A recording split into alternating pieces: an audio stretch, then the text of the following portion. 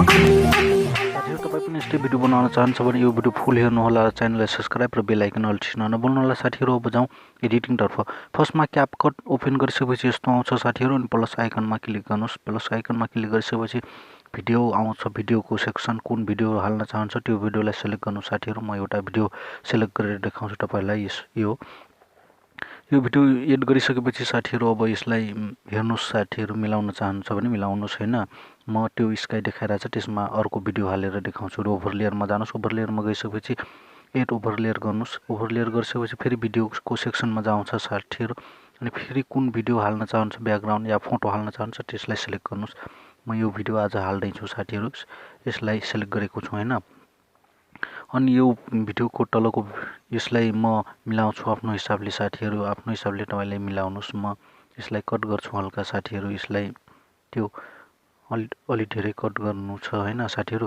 हल्का पनि गर्छु। यति भइसक्यो सायद जस्तो लागिरहेछ हैन, भइसक्यो। अनि यसलाई जुम गराउनु साथीहरु, यसरी जुम गराउनुस् हैन। आफ्नो हिसाबले एकदम राम्रोसँग जुम गराउनुस्। यो घुमिहाल्छ यसरी यता यता उता, यसरी जुम गराउनुस् हैन। जुम गरिसकेपछि हेर्नुस् कहाँसम्मको ठीक छ कहाँसम्म छैन ठीक, त्यो हिसाबले हेर्नुस्। हेरिसकेपछि यसरी हेर्नुस् हैन। हेरिसकेपछि साथीहरु अब जाउँ मार्क्स कहाँ छ त्यसलाई सिलेक्ट गरौँ साथीहरु। यहाँ छ हैन। सिलेक्ट गरिसकेपछि यसलाई यो स्प्लिट मार्कमा जानुस् हैन, यसमा जानुस्। यसमा गइसकेपछि यो यसरी तान्नुस् हैन, यो यसरी तान्नुस्। यति मिलाइसकेपछि त्यो सेटवाला यता तल गराइदिनुस् यसरी हैन। तल भइसकेपछि साथीहरु ओके गर्नुस् यसलाई। यो ओके भइसकेपछि साथीहरु यसरी हेर्नुस् कहाँसम्म ओके छ हैन। यसरी हेरिसकेपछि साथीहरु अगाडि जानुस्। अगाडि गइसकेपछि फेरि अब ओभरलेयरमा जाउँ साथीहरु। ओभरलेयर हैन, ओभरलेयरमा जाउँ। फेरि यो ओभरलेयरमा गइसकेपछि साथीहरु अघिको भिडियो हामीहरु एड गर्छौं साथीहरु। पहिला कुन भिडियो एड गरेथ्यौं त्यो भिडियोलाई एड गर्छौं हैन।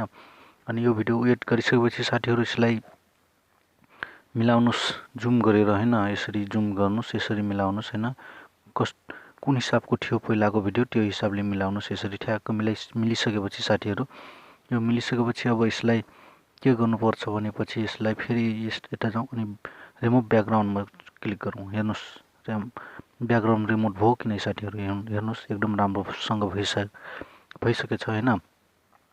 यसलाई हुनको लागि साथीहरु सही 100% पुग्नुपर्छ, त्यही भएर यो क्लियर भिडियो बन्छ, नत्र बन्दैन साथीहरु यो हैन। 100% पुग्न दिनुस् यो ब्याकग्राउन्ड रिमुभ, अनि सेभ गर्नुस्। उचम ग्यालरीमा सेभ गर्नुस् हैन। माथि आइकन देखाइरहेछ त्यसमा जानुस्, अनि यसलाई माथिको उसलाई लेयर 4 गर्नुस्, अनि